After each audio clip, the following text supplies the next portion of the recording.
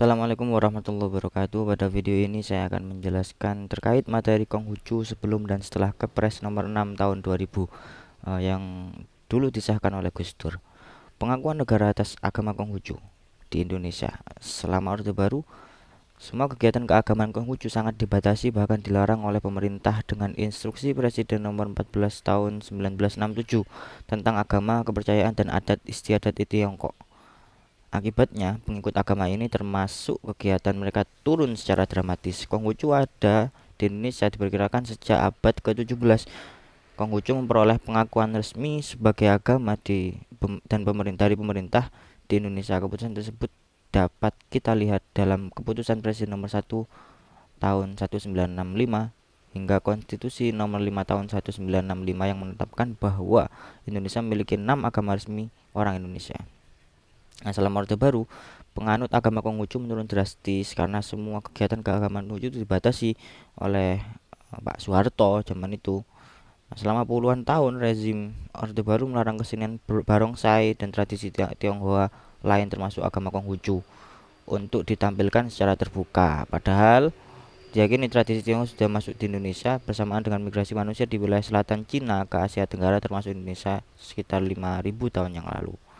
Nah, pada tahun 1967 terbit instruksi presiden yang isinya melarang semua jenis tradisi Tionghoa, termasuk Konghucu dilaksanakan secara terbuka dan impres inilah yang kemudian menjadi awal perlakuan diskriminasi terhadap Konghucu. Penganut Konghucu tidak dibolehkan melakukan ritual-ritual di ruang publik. Menurut beberapa tokoh pengamat itu impres ini dikatakan sebagai kecelakaan sejarah. Soeharto mengesahkan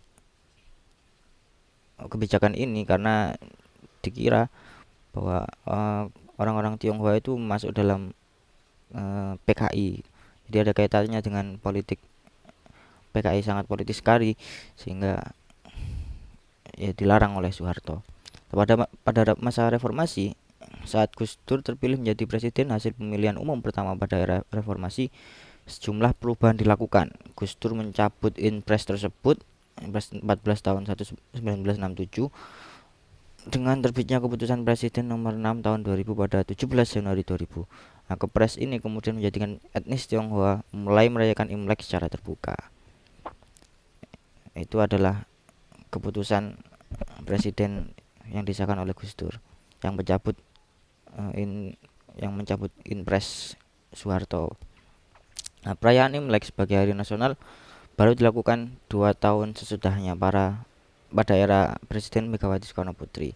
Megawati menyampaikan penetapan tersebut saat menghadiri peringatan nasional tahun baru Imlek 2553 pada 17 Januari 2002. Penetapan Imlek sebagai hari libur nasional baru dilakukan pada 2003. Meski demikian, bukan berarti diskriminasi terhadap etnis Tionghoa hilang. Pada 2004, Gus Dur pun mengakui masih ada ribuan peraturan diskriminasi yang belum dicabut. Gus Dur berharap semua elemen bangsa memberikan kesempatan kepada masyarakat Tionghoa dalam kehidupan bermasyarakat. Atas kebijakannya dan pemikirannya yang terbuka, Gus Dur pun mendapatkan gelar sebagai Bapak Tionghoa Indonesia. Namun benar menurut Gus Dur karena setelah adanya impres yang berlaku berpuluh-puluh tahun itu menyebabkan kaum umat Tionghoa terputus gitu. Sehingga kita bisa lihat bahwa sekarang kelenteng-kelenteng masih banyak yang sepi karena terputus kalau dalam Islam mungkin sanatnya. Mereka kaum muda pada zaman itu tidak mempelajari lagi karena dilarang. Nah, mungkin itu saja yang bisa saya sampaikan.